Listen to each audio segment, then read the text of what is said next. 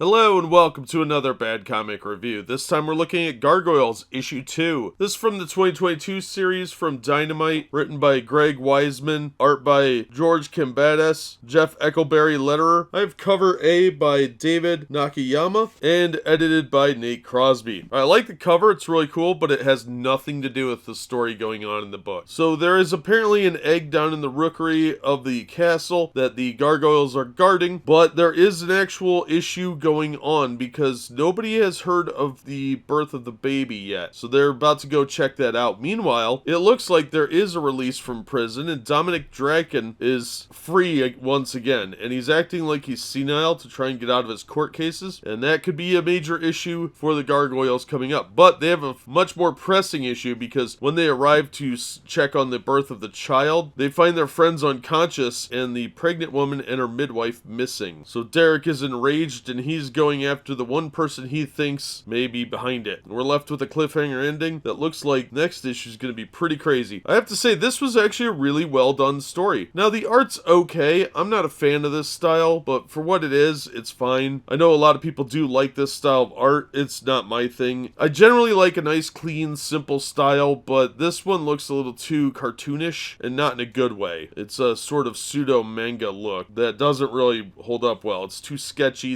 it's ill-defined, and it looks very, very rough. But I did think that the story was good, and it was a lot of fun, and I think there's a lot of potential here. So I'm absolutely going to recommend it. I was shocked by how fun this was. Is it worth $4? Probably not. Like I said, the art isn't really to my taste, but I've seen worse, especially out of Marvel and DC. But it is a very entertaining story. It's a fun read, and I would definitely recommend it. So if you can find it for less than cover price especially, I would say check it out. If you can pull these out of a $1 or $2 bin, that'd be ideal, or get it in trade for a reasonable price. But the single issues hold up really well, and it does a good job of recapping you as to the events of last issue beyond the origin. It doesn't really give you the origin because that's what issue 1 did. So this is good adventurous storytelling, and I was having a lot of fun with it. So I'm looking forward to reading issue 3. But that's gonna do it for this one. Thank you so much for listening and supporting the channel. If you enjoyed the video, please hit the like button, and don't forget to subscribe so you don't miss future reviews. If you'd like to help the channel out in other ways, links are in the description to various support methods. And as always, we hope to see you on the next one.